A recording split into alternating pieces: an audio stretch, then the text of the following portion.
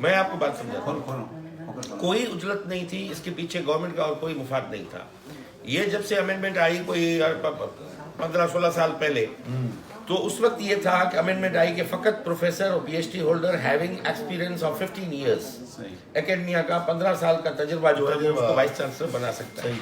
ये हुआ, होने के बाद उसके साथ साथ पैरेलली यूनिवर्सिटीज का तादाद बढ़ा। यूनिवर्सिटीज आपकी 8-10 से ऊपर होके 30 universities, public sector universities government की सिंध में बन गई। बिल्कुल। अब आपके पास क्या था कि पूल ये था कि फकत आपकी 21वें ग्रेड का प्रोफेसर जिसको लेबॉर्ट्री से उठा के आप वीसी बनाओ। ठीक हुआ ये कि वो उसके बनने के बाद क्या हुआ कि वहाँ पे जो टीचर्स फ्रेटर्निटी का बंदा आया, उसने जितनी भी एसोसिएशंस थी लेक्चरर्स की, प्रोफेसर्स की, असिस्टेंट प्रोफेसर्स की, उनके प्रेशर में आने के बाद ओवर एम्प्लॉयमेंट स्टार्ट कर दी। अच्छा, ओवर एम्प्लॉयमेंट का नतीजा ये हुआ कि सिंध यूनिवर्सिटी का करंट जो इस वक्त जो रेवेन्यू है वो है 25 करोड़ रुपए या 20 करोड़ रुपए सालाना, और मंथली जो तनख्वाहें हैं इनकी वो 40 करोड़ तक पहुंच गई हैं। और आपके कराची यूनिवर्सिटी की तनख्वाहें जो है इस वक्त उसका कोई अंदाजा कोई 50-55 करोड़ के करीब उनकी सैलरी चली गई है। और आमदनी कितनी? आमदनी है ही नहीं। आमदनी ये है कि आपके फीस स्ट्रक्चर वही है, उस पर चल रहा है। इन्होंने मुख्तलिफ डिपार्टमेंट्स पे जिसपे 10 बच्चे बैठे हुए हैं, तो उनको फैकल्टी में भी 8 मेंबर होने चाहिए या 7 होने चाहिए। ये पीआईए वाला किस्सा हुआ, पीआईए में 550 पायलट और 30 जहाज, उसमें 10 ग्राउंडेड।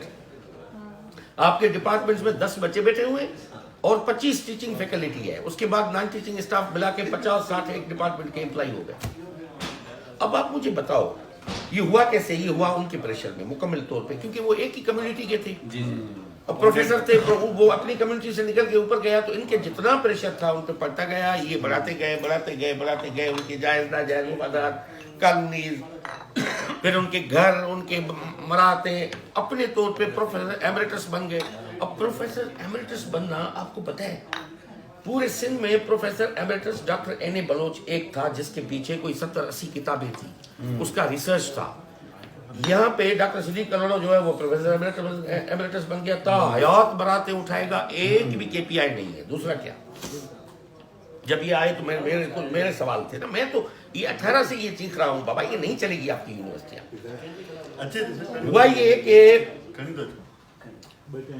जब ये अपने ओवर एम्प्लॉयमेंट हुई तो यूनिवर्सिटियां अपनी परफॉर्मेंस शो नहीं कर सकी। कोई एक रिसर्च मुझे आप बताओ, मैं पाकिस्तान की बात नहीं कर रहा, मैं सिंध की बात कर रहा हूँ। एक मुझे रिसर्च बताओ किसी यूनिवर्सिटी से निकली हो जो फील्ड में एप्लीकेबल हो, एक मुझे रिसर्च बताओ। आइडियल तो ये था कि एक रिसर्चर एकेडमिक प्रोफेसर बैठा हुआ है यूनिवर्सिटी का वाइस चांसलर, उसकी मौजूदगी में, और नहीं तो गंदुम का जो ऐसा सीड आता है जो सिंध के बेचारे लोग जो है वहां से पैसे देके भी 60 मन तक अपनी पैदावार को पहुंचा।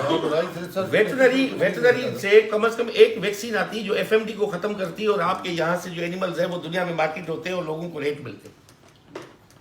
मेडिकल में कम से कम एक कोई ऐसी रिसर्च आती जिसमें पता चलता कि कोविड के वक्त में आप कोविड की वैक्सीन ना लाएं, उसको कम से कम कोई ऐसा प्लान आता कि how to mitigate this menace. ये यूनिवर्सिटियों का काम था। अब देखिए मेरा एक सवाल है, मैं ये कह रहा हूँ इसकी मौजूदगी में हुआ ये कि कंपटीशन थी नहीं। दुनिया में तब्दीलियां आती हैं कॉम्पिटिटिव कल्चर को प्रमोट करने से। हम चले गए कंपैरेटिव कल्चर पे। वो कंपैरेटिव कल्चर का दुनिया में कहानी खत्म हो गई, वो फ्रेंच रेवोल्यूशन के बाद ही कहानी खत्म हो गई थी। अब है दुनिया में survival of fittest and competitive. अब ये था कि सिलेक्शन कमेटी में गालियां देते कि ये प्रोफेसर भेजते हैं। अब प्रोफेसर 21वें ग्रेड के सिंध में जितने भी थे जो एलिजिबल थे, 15 साल का एक्सपीरियंस हो, फिर उसके हैक में इतने रिसर्च पेपर हो, इस क्राइटेरिया पे तो पूल ही कोई 25-30 लोगों का बना। अच्छा, पूरा 30 लोगों का पूल जो बना, तो इसमें से लोग घूम के कई वाइस चांसलर वहां पे बन रहा है, कोई वहां पे बन रहा है, कोई वहां पे बन रहा है।